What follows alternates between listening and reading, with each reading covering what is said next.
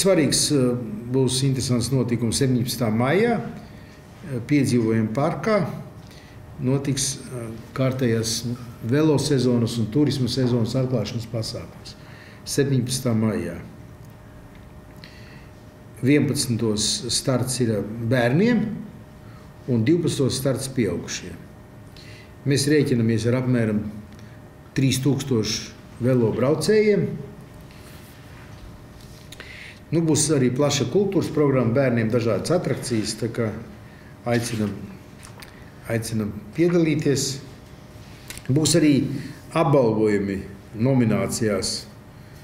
Varbūt, ja var, tad varbūt kaut kur publicēt. Tad nominācijas tādas: atraktīvākais velobraucējs, krāšņākais, dāmīgākā, skaļākais vai skaļākā, miss velobraucēja, misters velobraucējs, svarīgākais velobraucējs, ziedošākā velobraucēja, izturīgākais velobraucējs, lielākā velosipēda īpašnieks, krāsainākā velosipēda īpašnieks, neparastākā velosipēda īpašnieks. Un vēl būs atsevišķas pateicības balvas tām komandām, kuras ieradīsies ar dalībnieku skaitu virs 20.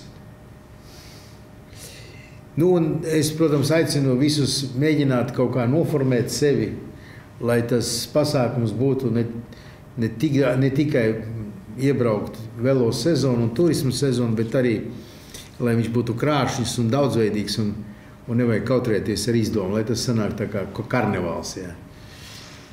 Pagājušajā gadā un jau aizpagājušajā gadā tādi elementi bija, bet viņi aizvien vairāk, tā kā mēs būtu ļoti pateicīgi, kad arī tā izdoma būtu tiktu attīstīta.